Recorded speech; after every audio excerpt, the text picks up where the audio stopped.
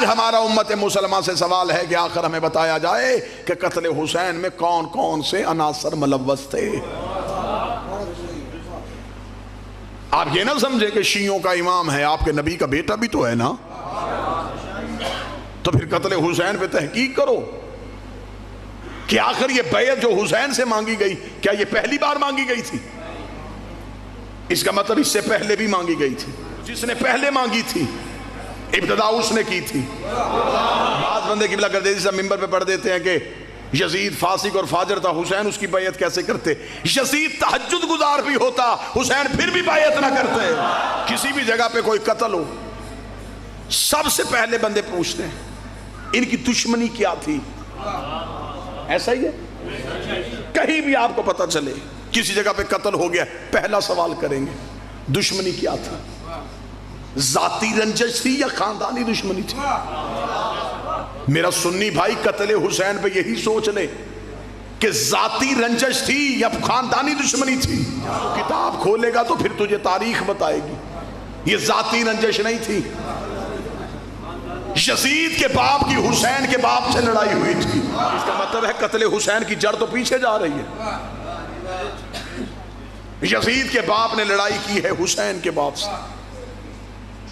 مورخ نے آنکھیں بند کر لیں، اسے کہا دونوں طرف بڑے لوگ تھے، میں فیصلہ نہیں کر سکتا، خطۂ اجتہادی کا لفظ استعمال کر سکتا ہوں لیکن یہ نہیں بتا سکتا کہ غلط کون تھا۔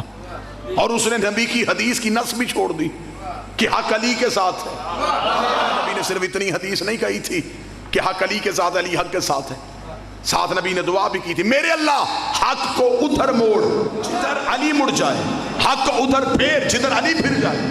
یہ نہیں کہا تھا کہ علی کو ادھر پھیر جدھر حق مل جائے۔ اب یہ نہیں دیکھنا حق کہاں ہے، پہلے یہ دیکھنا ہے علی کہاں۔ میں نے ہسٹری سے پوچھا کہ کیا حسین کے باپ اور یزید کے باپ کی دشمنی صرف ان کی تھی یا اس سے پیچھے بھی ہے؟ مورخ کے ماتھے پہ شرمندگی کا پسینہ آ گیا۔ قتل حسین کی جڑ دیکھو کہاں جا رہی ہے۔ پھر مورخ نے ہمیں بتایا کہ حقیقت یہ ہے یزید کا دادا حسین کے دادے کا مخالف تھا۔ میں نے کہا میں ہسٹری کا طالب علم ہوں، میں نے اپنی قوم کے سامنے خطابت کرنی ہوتی ہے، مجھے اس قتل کی کوئی وجہ بتاؤ، کہیں نہ کہیں تو کوئی وجہ ہوگی۔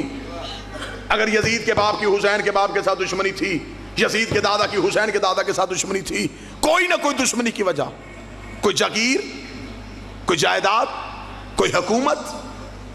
آخر یزید کا دادا حسین کے دادا سے کیا چاہتا تھا؟ اتنا کہنا تھا یہ طریق کا کلیجے پہ ہاتھ آ گیا۔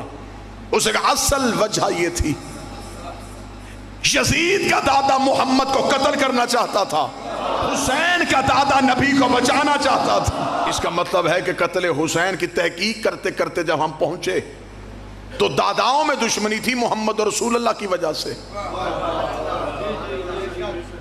دونوں کے باپ میں دشمنی تھی علی ولی اللہ کی وجہ سے۔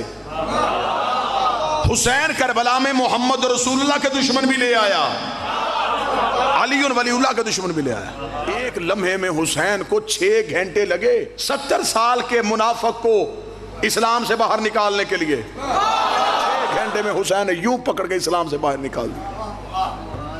آؤ میں تمہیں حسین کی جنگ اس انداز سے سناؤں۔ کتنی دیر کے بیٹھے ہوئے تھے، اگر یہ وہیں کے وہیں بیٹھے رہتے تو آج گھر گھر میں یزید ہونا تھا۔ حسین نے یوں اسلام سے باہر نکالے، چہروں سے نقاب اٹھائے۔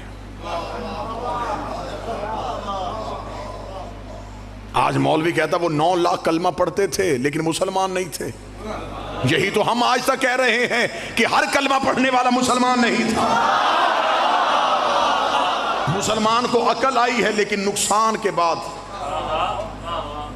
جب ہم نے کہا کہ نبی کی محفل میں ہر بندہ مسلمان نہیں تھا، لوگوں نے ہمارے گھر جلا دیے۔